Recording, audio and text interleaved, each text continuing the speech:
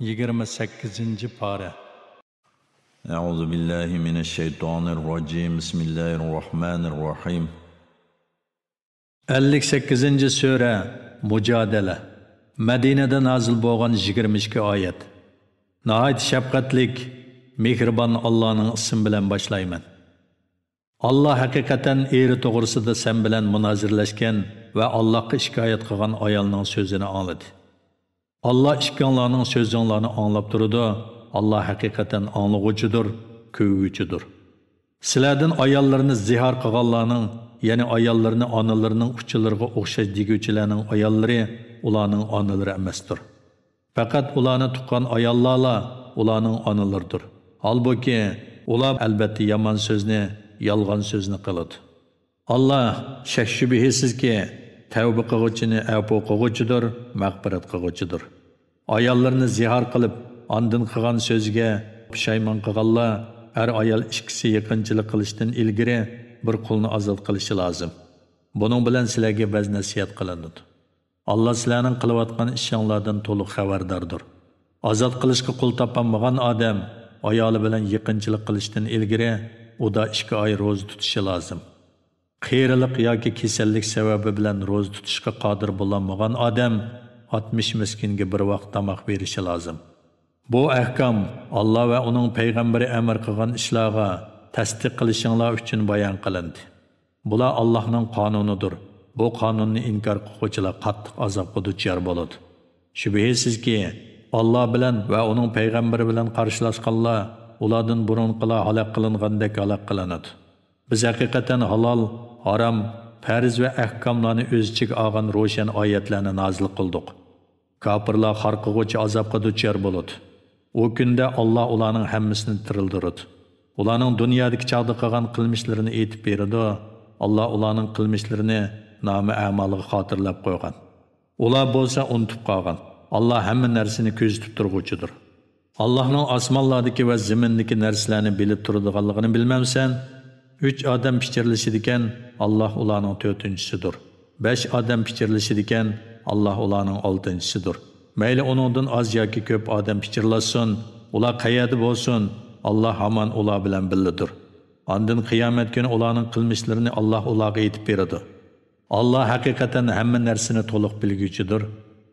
Ey Muhammad, pichirlashdan ma'ni qilingan, ondan ma'ni qilingan narsaga qaytgan, ular gunoh bilan, zulm bilan payg'ambarning amriga xiloflik qilish haqida maxfiy pichirlashganlarni ko'rmadingmi? Ular sening yaningga kelganda Allah sana salom qilishda qo'llanmagan so'zlar bilan salom qiladi. Ular o'z ichida Allah nimishqa bu so'zimiz bilan bizni jazolamaydi deydi. Do'zax ularga kupayidir. Ular do'zaxga kiradi. Do'zax nima degan yomon joy. Ey mu'minlar, sizlar pichirlassanglar gunoh, zulm va payg'ambarning amriga xiloflik qilish to'g'risida pichirlashmanglar.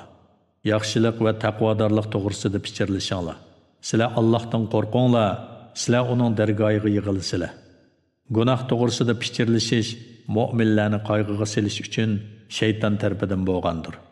Bundaq pichirlashish Allohning irodasi bo'lmasa, mu'minlarga hech qanday ziyon yetkazmaydi. Mu'minlar Allohga tavakkul qilsin. Ey mu'minlar, agar so'rinda ba'zilar sizlarga o'rin chiqarib beringlar desa, o'rin chiqarib beringlar. Alloh sizlarga rahmatini va jannatini kengaytib beradi.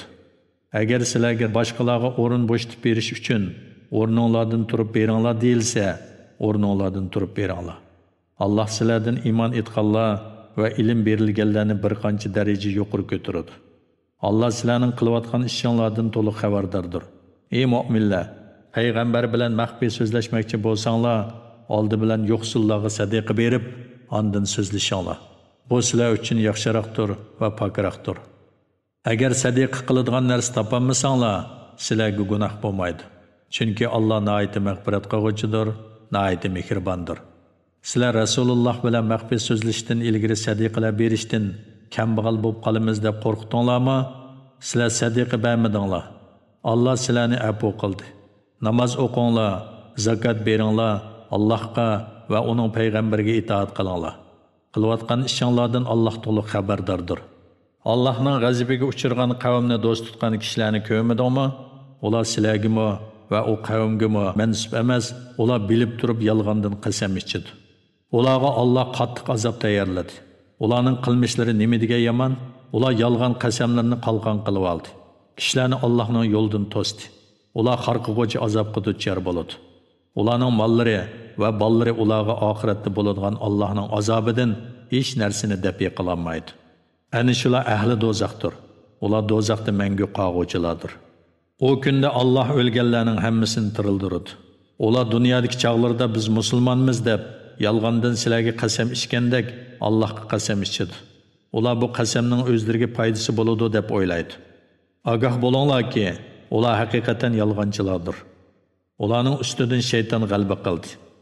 Shayton ularga Allohning zikrini unuttirdi. Ular shaytonning qo'shinidir. Bilinglarki, shaytonning qo'shini ziyon tortquvchilardir. Shubhisizki, Alloh bilan va uning payg'ambari bilan qarshilashuvchilar eng qor insonlar qatoridandir. Alloh Lavhul Mahfuzga men va mening payg'ambarim cho'qim g'alaba qilamiz deb yozdi. Alloh haqiqatan kuchlidir, g'olibdir. Allohga va oxirat kuniga ishonadigan bir qavmning Alloh bilan va uning payg'ambari bilan qarshilashganlarni ularning onalari, o'g'illari yo qarindoshlari yo urug' tuqqanlar bo'lgan taqdirdimi do'st tutganligini ko'rmaysan. Ana shularning dillarida Alloh iymonni mustahkam qildi va o'z dargohidan bo'lgan ruh bilan ularni kuchaytirdi. Alloh ularni ostidan o'stanglar eqib turadigan jannatlarga kirgizdi. Ular jannatlarda mangu qoladi. Alloh ulardan rozi bo'ladi, Allohdan ularga mamnun bo'ladi. Ana shular Allohning qo'shinidir. Bilinglarki, Allohning qo'shini maqsadga erishguvchilardir. A'udhu billahi minashshaytonir rojim. Bismillahirrohmanirrohim. 59-sura Hashr. Madinada nozil bo'lgan 24 oyat. Nihoyat shafqatlik, mehribon Allohning ismi bilan boshlayman. Osmonlardagi va zamindagi narsalarning hammasi Allohga tasbih etdi. Alloh g'olibdir, hikmat bilan ish qilguvchidir. Allah ahli kitobdan bo'lgan kofirlarni, ya'ni Bani Nazir yahudilarni tunji qitimliq surgunda uylaridan haydab chiqadi. Sizlar ularni kuchli turib bunda xorolda chiqib ketadi deb gumon qilmagan edinglar. Ular o'zlarining qo'rg'onlarini o'zlarini Allohning azobidan to'siy oladi deb o'ylagan edi. Ularga Allohning azobi ular o'ylamagan yerdan keldi. Alloh ularning dillariga qo'rqinch soldi. Ular qo'rg'onlarini o'zlarining qo'llari va mu'minlarning qo'llari bilan buzdi.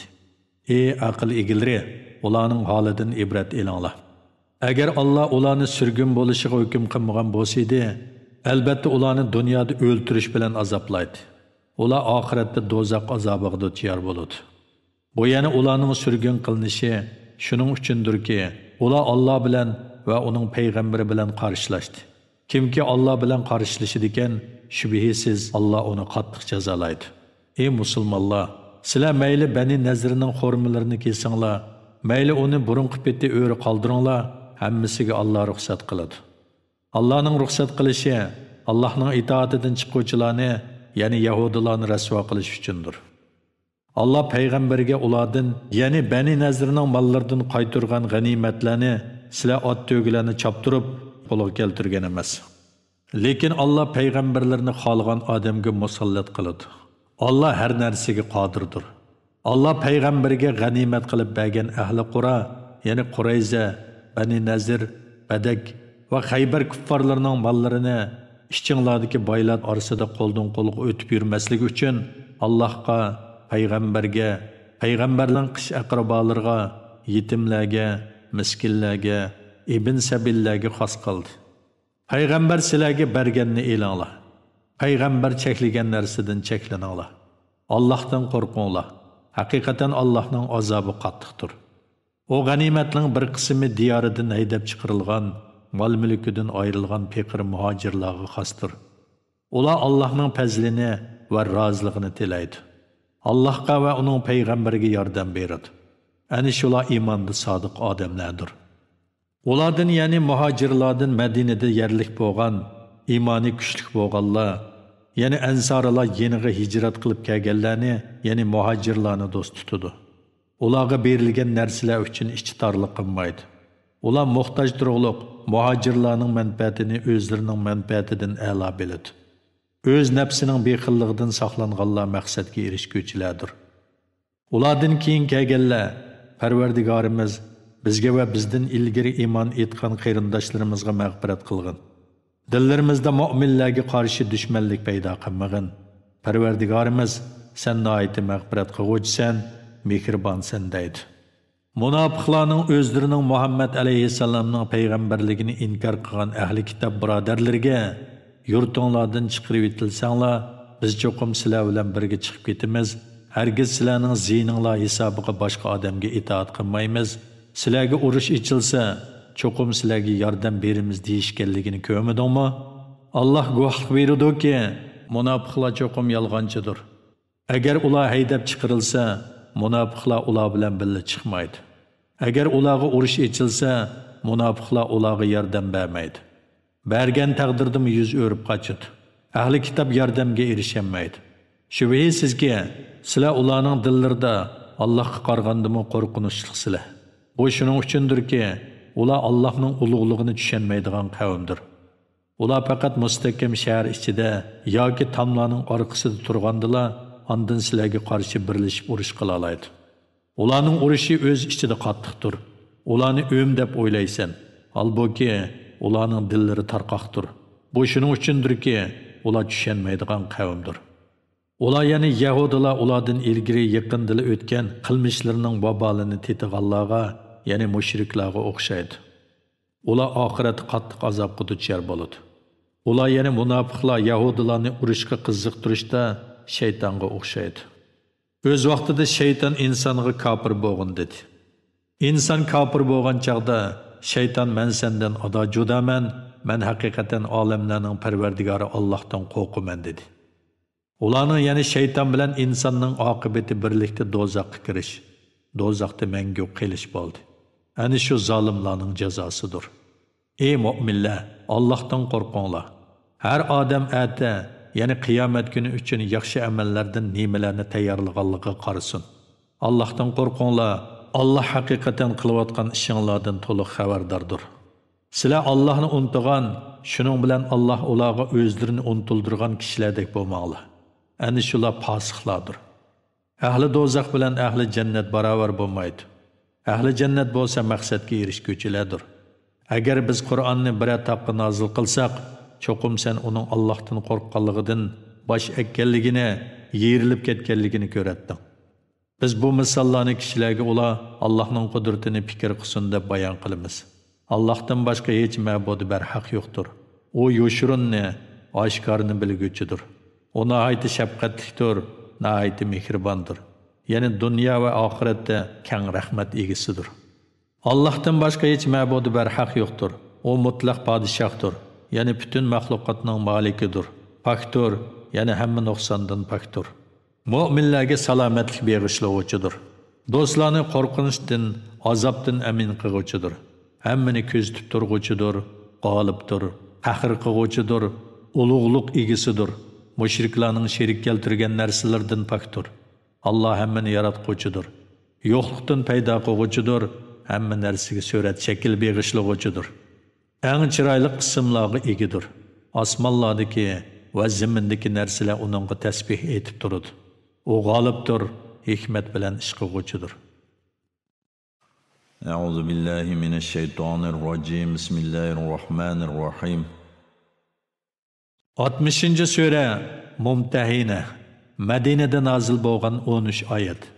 Nihoyat shafqatlik, mehribon Allohning ismi bilan boshlayman.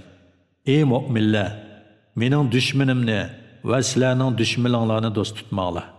Ular sizlarga kelgan haqiqatni, yani islomni, Qur'onni inkor qilgan tursa, ularga do'stlik yetkazsizlar. Ular Parvardigoringlar Allohga iymon etganinglar uchun payg'ambarni va sizlarni yurtinglardan haydab chiqadi. Agar sizlar mening yo'limda jihad qilib va roziligimni tilab chiqqan bo'lsanglar, o chaqda mening dushmanimni va sizlarning dushmaninglarni do'st tutmanglar. Sizlar ularga yoshirin do'stlik yetkazsizlar. Men sizlar yoshirgan va oshkorlagan narsalarni bilib turaman. Kimki shunda qiladi ekan, o haqiqatan to'g'ri yo'ldan ozgan bo'ladi. Agar ular sizlarni yengsa sizlarga dushman bo'ladi. Sizlarga ziyonkashlik qiladi. Sizlarni tillaydi, sizlarning murtad bo'lishinglarni orzu qiladi. Qiyomat kuni sizlarning tuqqanlaringlar va avlodlaringlar sizlarga hech foyda yetkazolmaydi. Allah aranglarni ayirib etadi. Allah sizlarning qilayotgan ishinglarni ko'rib turg'uchidir. İbrahim va uning bilan birga bo'lgan mu'minlar sizlarga haqiqatan obdan namonudir. O'z vaqtida ular qavmiga haqiqatan biz sizlardan va sizlar Allohni qo'yib ibodat qilayotganlaringlardan ado judamiz. Bizning oramizdagi adovat va o'shmanlik toki sizlar yolg'iz bir Allohga iymon etganinglarga qadar abadiy saqlanib qoladi dedi. Lekin İbrahimning otasiga aytgan, albatta sana mag'firat tilayman, Allohning azobidan hech narsani sendan dafi qilolmayman degan so'zini sizlarning namuna qilishinglarga bo'lmaydi. İbrahim va uning bilan birga bo'lgan mu'minlar aytdi: Parvardigorimiz, sana tavakkul qildik, sana qaytdik. Oxir qaytadigan joy sening dargohingdir. Parvardigorimiz, kofirlarni bizga ziyonkashlik qilish imkoniyatiga ega qilmagan, ular bizga hukmron bo'lib, bizni ko'targili bo'lmaydigan azob bilan dinimizdan chiqarmasin. Parvardigorimiz, bizga mag'firat qilgin. Sen haqiqatan g'olibsan, hikmat bilan ish qilg'uvchisan. Ey Muhammadning ummati, İbrahim va uningga ergashgan mu'minlar sizlarga Allohni va oxirat kunini umid qilganlarga yaxshi namonudir. Kimki iymonidan yuz o'riydi ekan, bilsinki Allah uningdan va undaqlardan behojatdir. Allah madiyiga loyiqdir. Balki Allah sizlar bilan sizlar o'sh ko'radigan odamlar orasida do'stlik paydo qiladi. Allah har narsaga qodirdir. Allah nihoyat mag'firat qilguvchidir, nihoyat mehribondir.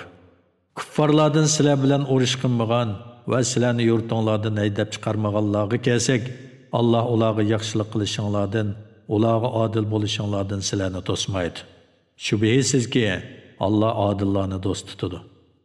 Allah din uchun sizlar bilan urushgan, sizlarni yurtinglardan haydab chiqargan va sizlarni haydab chiqarishga yordamlashganlarni do'st tutishinglardan sizlarni to'sadi. Kimki ularni do'st tutadi ekan, ular zolimlardir. Ey mu'minlar, sizlarga mu'min ayollar hijrat qilib kelsa, ularni sinab ko'ringlar.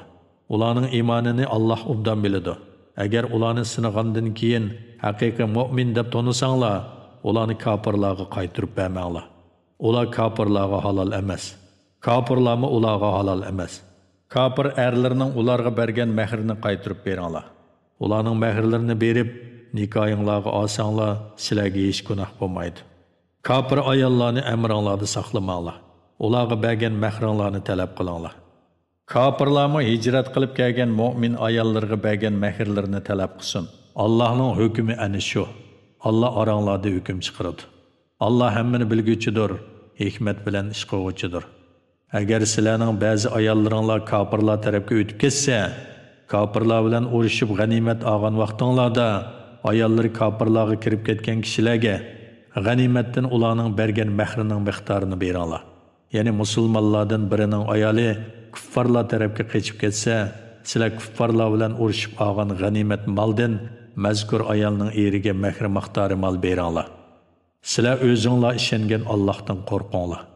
Ey payg'ambar, mu'min ayollar sana kelib, Allohga hech narsani sherik keltirmaslikka, o'g'irlik qilmaslikka, zina qilmaslikka, bolalarni jaholiyat davridagidek qiz bolalarini nomusdan yoki kambag'allikdan qo'rqib o'ltirmaslikka, boshqalarning bolasini yolg'ondan erlarning bolasi qilib olmaslikka, sen buyurgan yaxshi ishlardan bosh tortmaslikka bay'at qilsa, ularning bay'atini qabul qilgin. Ular uchun Allohdan mag'firat tilagin. Allah haqiqatan nihoyat mag'firat qiluvchidir, nihoyat mehribondir.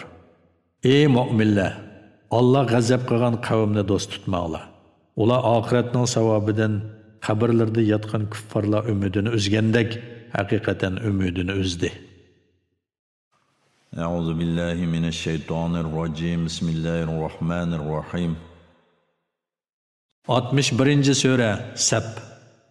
Madinada nozil bo'lgan 14 oyat. Nihoyat shafqatlik, mehribon Allohning ismi bilan boshlayman. Osmondagi narsalar, ya'ni farishtalar va zimindagi narsalar, ya'ni insonlar, o'simliklar, jonsiz shaylar Allohga tasbih etdi. Alloh g'olibdir, hikmat bilan ish qiluvchidir. Ey mu'minlar, sizlar nima uchun qilmaydigan ishni qilamiz deysizlar? Ya'ni amalda sizlar qilmaydigan yaxshi ishlarni nima uchun og'zinglarda qilamiz deysizlar? Sizlarning qilmaydigan ishni qilamiz deyishinglar Allohning dargohida eng o'ch ko'riladigan narsadir. Shubhisizki, Allah o'zining yo'lda mustahkam binodek sab bo'lib jihad qilganlarni, ya'ni urush maydonida dushmanlarga uchrashgan chaqda mavqasida ching turib g'azot qilganlarni do'st tutadi.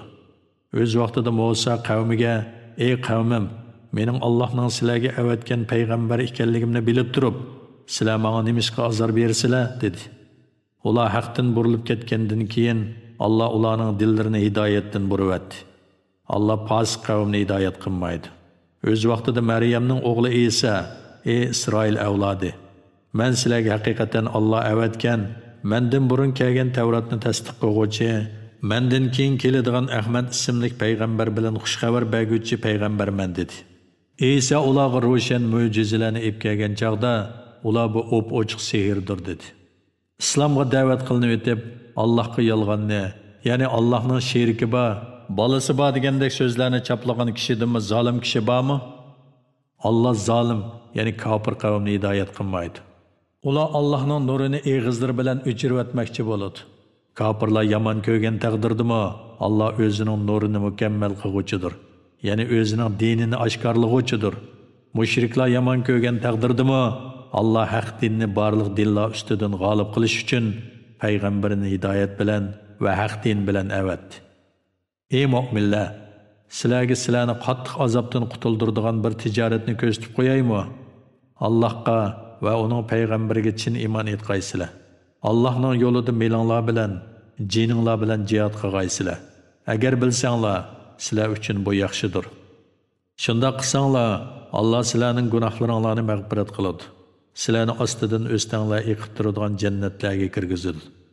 Doimiy turalg'i bo'lgan jannatlardagi go'zal saroylarda turg'izadi. Bu cho'ng muvaffaqiyatdir.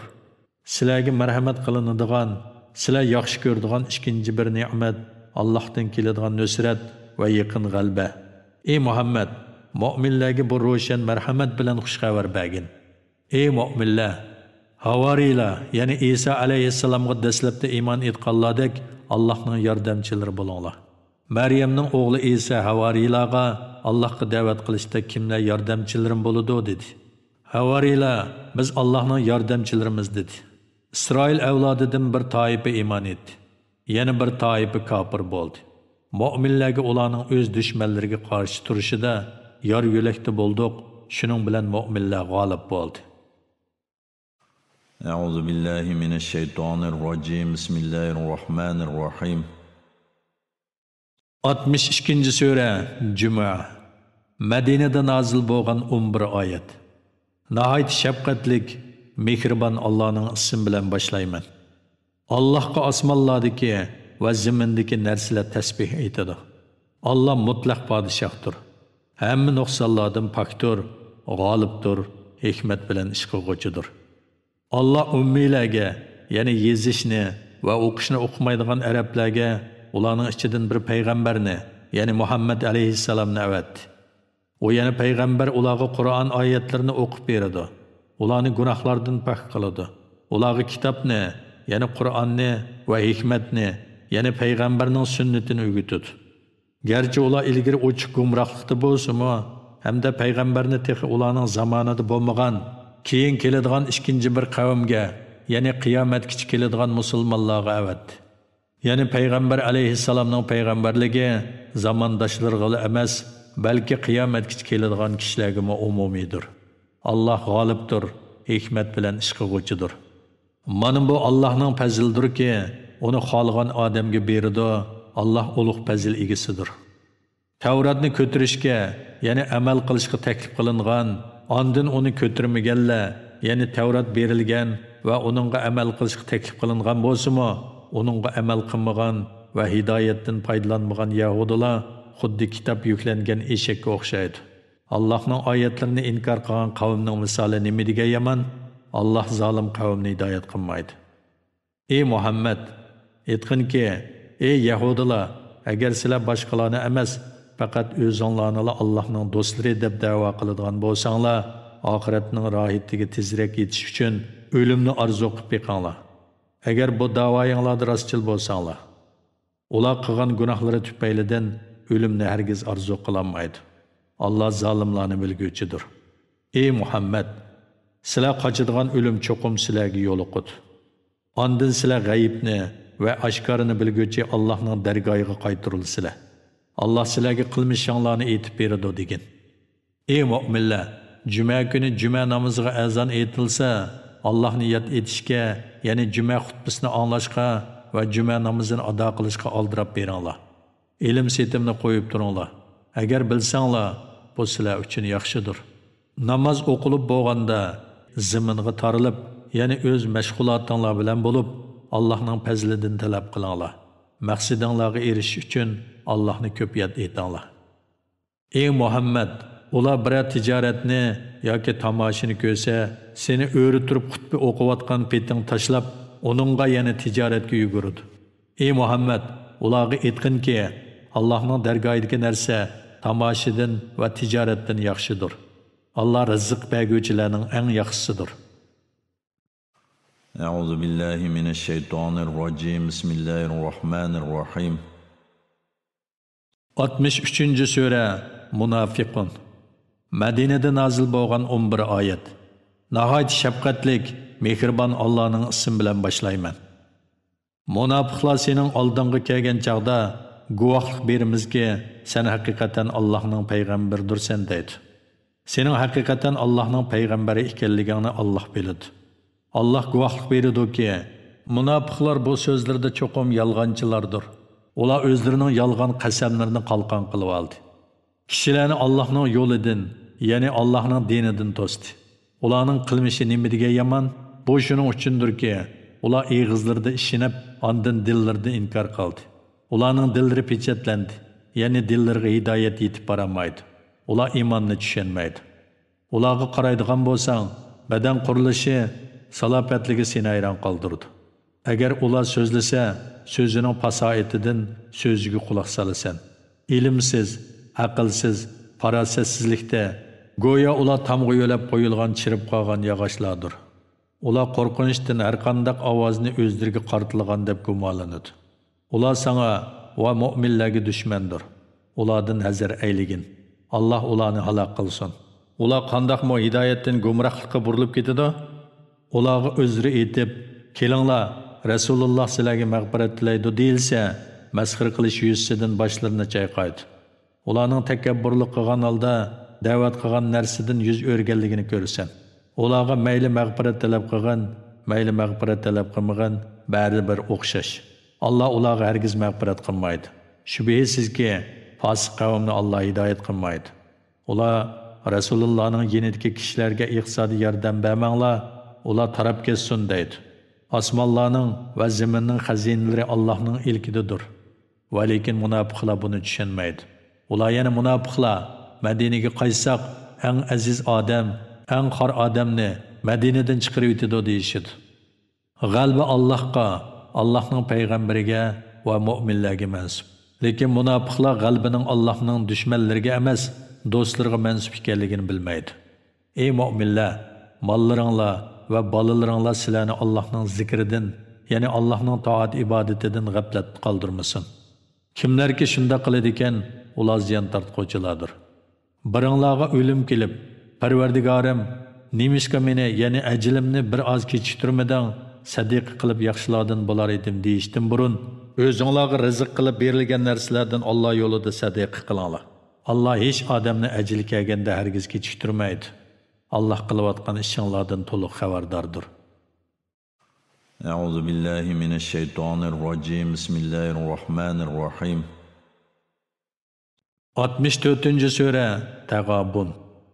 Madinada nazil bo'lgan 18 oyat. Nihoyat shafqatlik, mehribon Allohning ismi bilan boshlayman. Osmonlardagi va zamindagi narsalar Allohga tasbih aytadi. Podshohlik Allohga mansubdir. Jimi hamd sana Allohga xosdir. Allah har narsaga qodirdir. Allah sizlarni xalq etdi. Oranglarda mu'minlarmi bor, kofirlarmi bor. Allah sizlarning qilayotgan ishinglarni ko'rib turg'uchidir. Allah osmonlarni va zaminni haq yaratdi. Sizlarni suratga kirgizdi, suratinglarni chiroyli qildi, oxir qaytadigan joy uning dargohidir. Allah osmonlardagi va zamindagi narsalarni bilib turadi. Allah niyatlaringlardan, amallaringlardan yoshirganlaringlarni va oshkorlaganlaringlarni bilib turadi. Allah dillardagi sirlarni bilguchidir. Sizlarga ilgari kofir bo'lib amallarining vabolini tetiganlarning xabari kelmadimi? Ular oxiratda qattiq azobga duchor bo'ladi. Bu shuning uchundirki, ularga payg'ambarlari ro'shan mo'jizalar bilan kelgan edi. Ular inson bizni hidoyat qila olamdi dedi.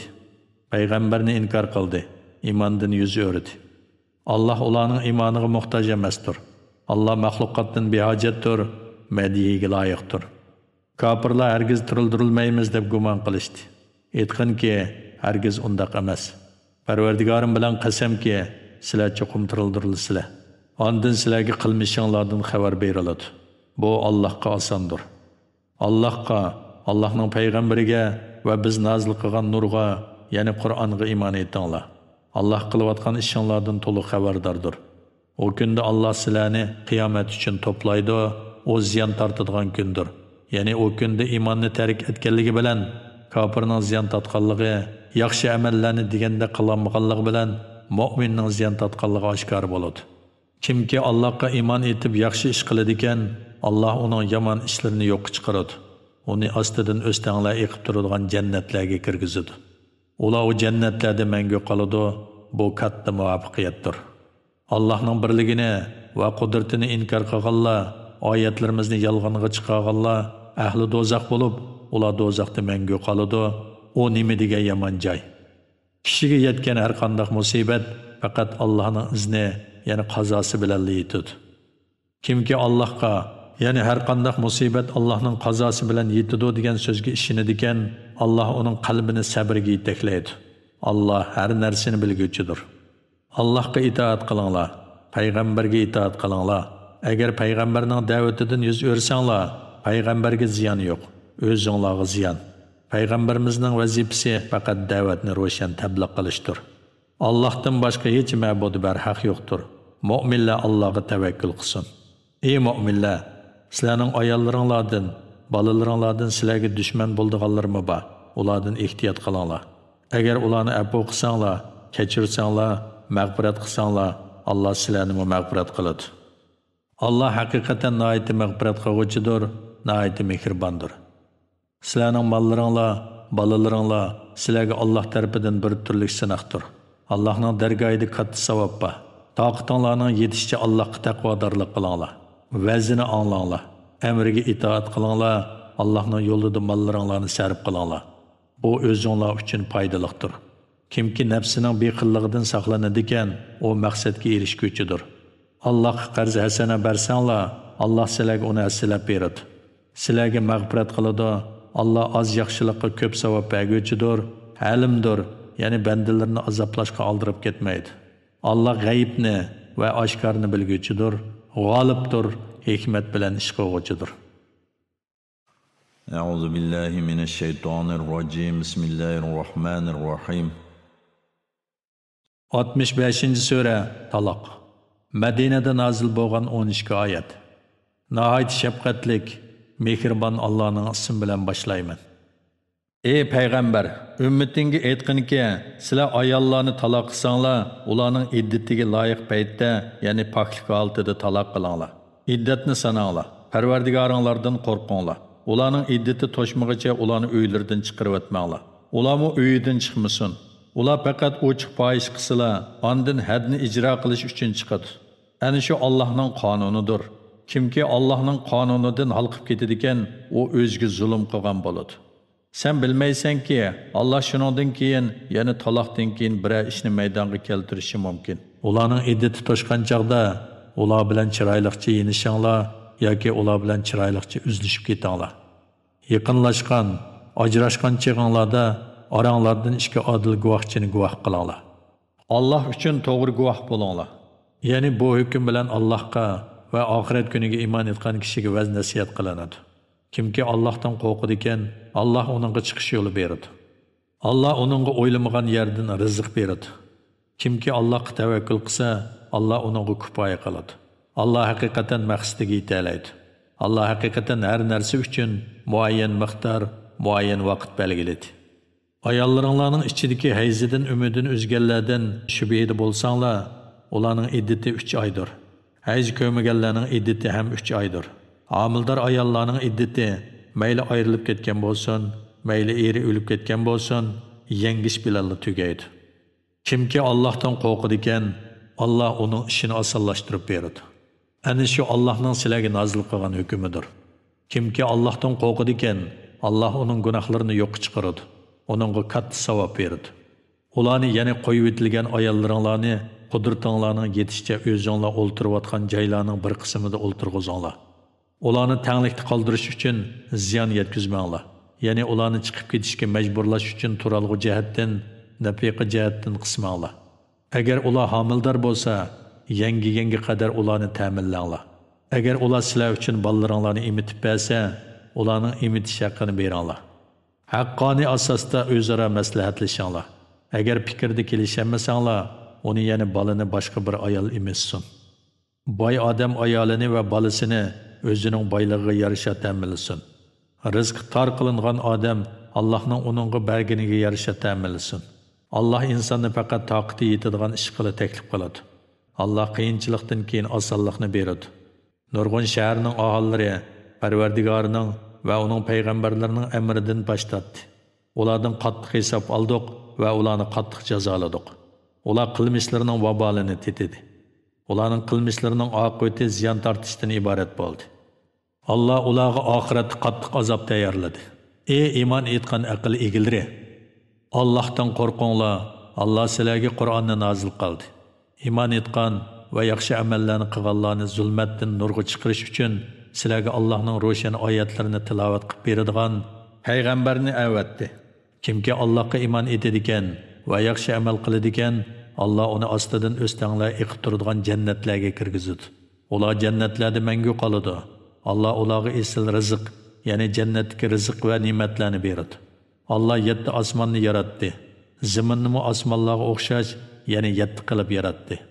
Allohning amri ularning orasida joriy bo'lib turadi.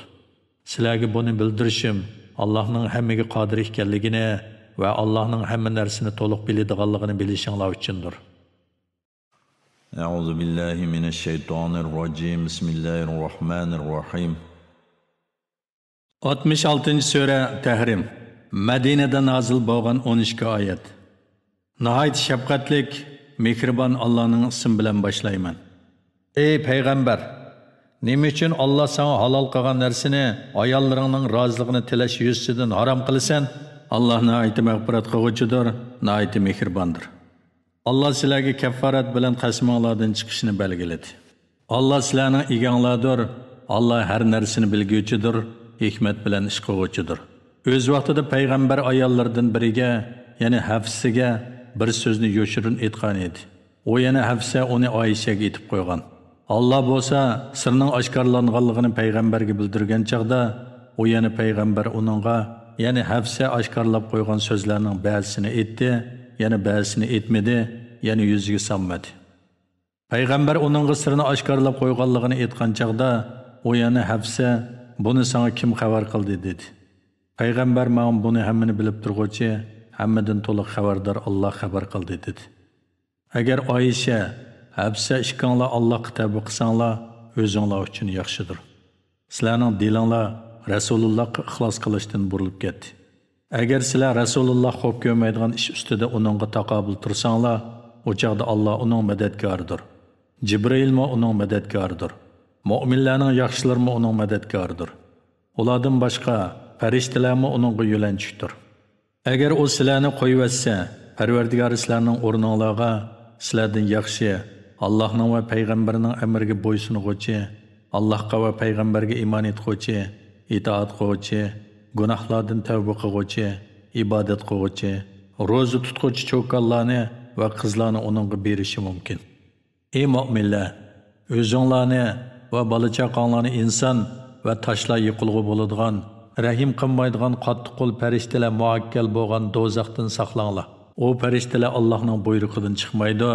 Nimaga buyurilsa, shuni ijro qiladi. Ey kofirlar, bugun o'zri etmanglar. Sizlar faqat qilmishinglarning jazosini tortisizlar. Ey mu'minlar, Allohga samimiy tavba qilinglar. Umidki, Parvardigoringlar sizlarning gunohlaringlarni yo'qqa chiqaradi. Sizlarni ostidan o'stanglar eqib turadigan jannatlarga kirgizadi. O kunda, yana qiyomat kunida Alloh payg'ambarni va uning bilan birga bo'lgan mu'minlarni rasvo qilmaydi.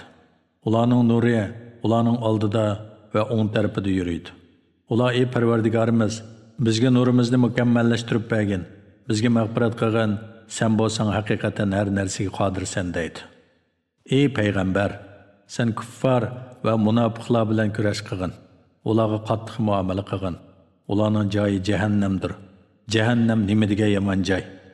Alloh kuffarlarga ularning mu'minlar bilan tuqqandochiligining foyda bermasligida Nuhning ayolini va Lotning ayolini misol qilib ko'rsatdi. Ular bo'lsa bizning bandalarimizdan ikki yaxshi bandimizning umrida edi. Ularning ikkilisi erlariga iymon etmaslik bilan xiyonat qildi. Ularning erlari, ya'ni Nuh bilan Lot payg'ambar turug'liq, ulardan Allohning azobidan hech narsani dafi qilolmadi.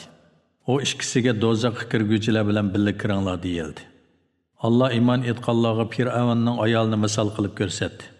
O'z vaqtida o, ey Parvardigorim, dargohingda menga jannatda bir uy bino qilgin, meni Fir'avn va uning yomon amalidan qutuldirgin, meni zolim qavmdan qutuldirgin dedi. Hamda Imronning qizi Maryamni misol qilib ko'rsatdi. O ippitini saqladi. Onunğa bizning tarafimizdan bo'lgan ruhni po'ladik. Po'langan ruh uning ichiga kirib Isoga homildor bo'ldi. O Parvardigorining so'zlarini va nozil qilgan kitoblarini tasdiq qildi va Allohga itoat qiluvchilardan bo'ldi.